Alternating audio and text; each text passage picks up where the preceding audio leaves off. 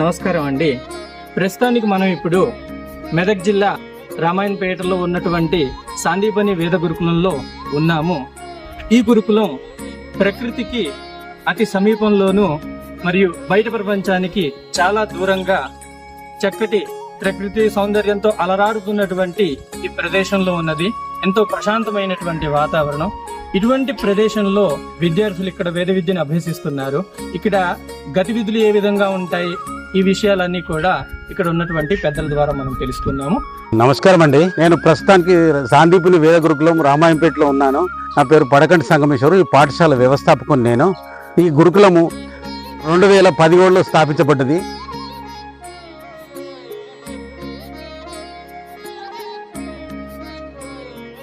వీరు ఆచార్య సుధీర్ గారు పరంపరానుగతంగా ఆర్ష విద్యను పూర్తి చేసి ఇప్పుడు పిల్లలకు కూడా చదివిపిస్తున్నారు ఇక్కడ. ఇప్పుడు మనం పిల్లల యొక్క దినచర్యను చూద్దాం. పిల్లలు బ్రహ్మ ముహూర్తాన లెగిసి యోగాసనాలతో మొదలుపెట్టి స్నానాదులు చేసి ప్రతినిత్యం సంధ్యావందనం, అగ్నిహోత్రం 2 పూటలా చేస్తారు.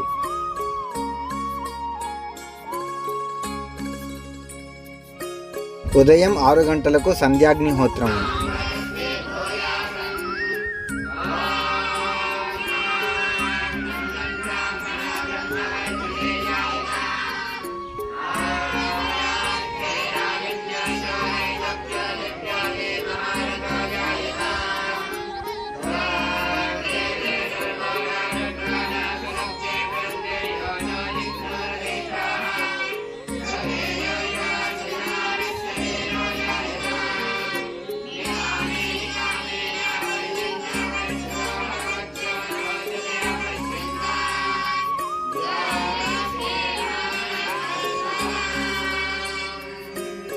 మన పూర్వీకులు ఋషులు మునుల యొక్క చిత్రపటాలను పిల్లల గదుల యొక్క బయట ఇలా అమర్చి ఉంచారు. ప్రస్తుతానికి మనం లైబ్రరీ లోపలికి అయితే వెళ్తున్నాము. ఇక్కడ పిల్లలకి అన్ని రకాల పుస్తకాలు అయితే చదువుకోవడానికి అయితే అవైలబుల్గా దొరుకుతాయి అన్నమాట.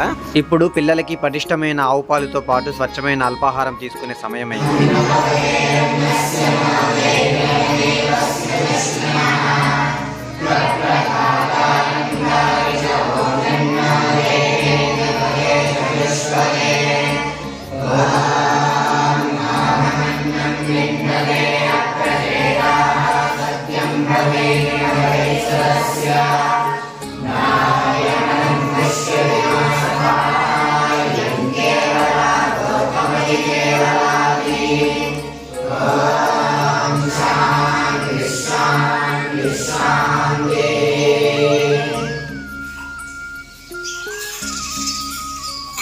ఇలా భోజన మంత్రం చెప్పి అన్నదాతను తలుచుకొని అయితే భోజనం మొదలు పెడతారు.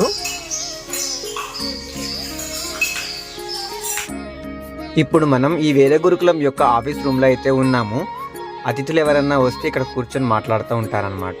ఇక అల్పాహారమైన తర్వాత పిల్లలు సస్వర వేదాధ్యయనం నేర్చుకుంటారు. దాని తర్వాత సంస్కృతంలో వ్యాకరణం కూడా నేర్చుకుంటారు.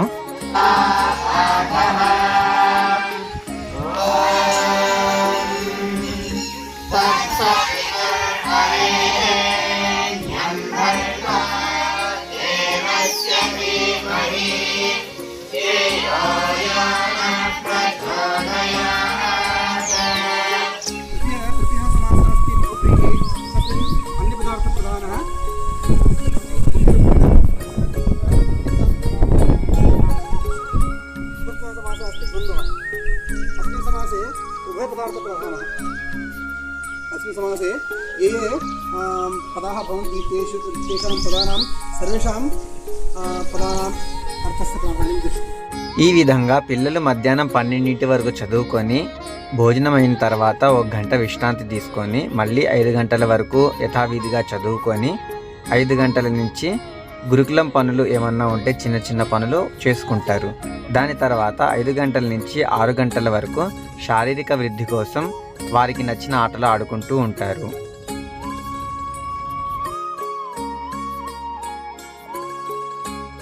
మళ్ళీ యథావిధిగా సాయంత్రం పూట 6 గంటలకు సంధ్యాగ్నిహోత్రం చేసి తరువాత 7 గంటలకు భోజనం చేసి భ్రమణం చేసి నిద్రపోతారు. ఈ విధంగా పిల్లల దినచర్య ఉంటుందన్నమాట.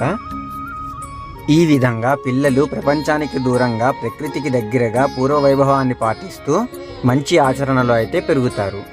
ఇప్పటి వరకు మీరు గురుకులం ఇంకా పిల్లల యొక్క దినచర్యను చూశారు. ఇప్పుడు మన సంస్కృతికి అభిన్నమైన అంగము గోమాత. మన వేదం చెప్తుంది గావో విశ్వస్య మాతరః అని. మరి శ్రీకృష్ణ వేద గోశాలను స్థాపించి అంత గొప్ప పనిని చేస్తున్న ఈ ట్రస్ట్ సభ్యుల దగ్గర నుంచి కొన్ని విషయాలు తెలుసుకుందాం. ఓం నమస్తే. ఇక్కడ మెదక్ జిల్లా రామాయంపేట గ్రామంలో శ్రీకృష్ణ వేద గోశాలలో మనం ఉన్నాము. ఇక్కడ నిర్వహిస్తున్నటువంటి ఈ యొక్క గోశాల నిర్వహణము వేదము యొక్క ఉద్దేశపూర్వకంగానే ఈ యొక్క సాందీపని వేద గురుకులము యొక్క అనుసంధానంగా ఈ వేద గోశాల నడిపించడం జరుగుతుంది. ఇక్కడ ఈ గోవుల రక్షణ కోసము దాతలతోటి సహకారం తీసుకొని నడిపిస్తున్నాము. ఈ యొక్క గో సంరక్షణ అనేది వేద ధర్మంగా భావించి ఈ యొక్క గో సంరక్షణ చేయడం జరుగుతున్నది. ఇక్కడ బ్రహ్మచారులు బలంగా ఉండడానికి ఈ ఆవు పాలు యొక్క ఉద్దేశం కూడా వేదాల్లో చెప్పడం జరిగింది, చాలా బలిష్టంగా ఉంటాయని. అందుకోసమనే ఈ సంరక్షణ చేస్తూ ఉన్నాము. గ్రాసం కూడా దాతల నుంచి సేకరించడం జరుగుతుంది. ఎవరైతే ఈ దాతలు ఈ గోగ్రాసాన్ని ఇవ్వాలనుకుంటే శ్రీకృష్ణ గోశాలకు వచ్చి దానంగా ఇవ్వాలని మనస్ఫూర్తిగా కోరుతున్నాము.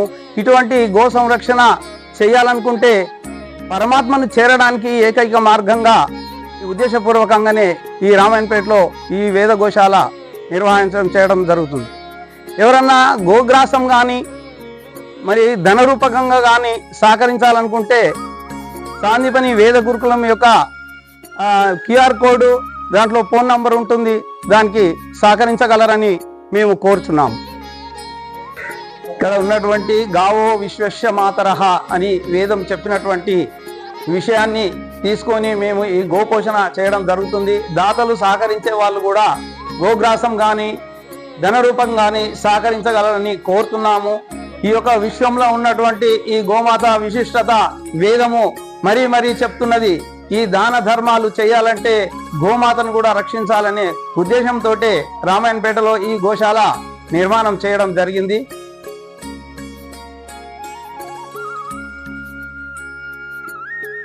ఇప్పటి వరకు మనం సాందీపని వేద గురుకులం వీడియో అయితే చూసాము. నెక్స్ట్ కూడా నిగమ్ నీడం వేద గురుకులం అని అతి దగ్గరలో ఉన్న గురుకులం వీడియో అయితే చేయబోతున్నాను. అది కూడా ప్రకృతి సౌందర్యంతో అలరారుతూ అయితే చుట్టుపక్కల పచ్చదనంతో అయితే నిండి ఉంటుందన్నమాట. మరి చూశారు కదా ఫ్రెండ్స్, ఇంత చక్కటి వాతావరణం ఇంకా ఈ వేద గురుకులం ఎలా అనిపించింది అనేది మీ అభిప్రాయాన్ని కింద కామెంట్ రూపంలో ఖచ్చితంగా తెలపండి. మళ్ళీ మరొక ఇంట్రెస్టింగ్ వీడియోతో నేను మీ ముందుకు వచ్చేస్తాను. బాయ్.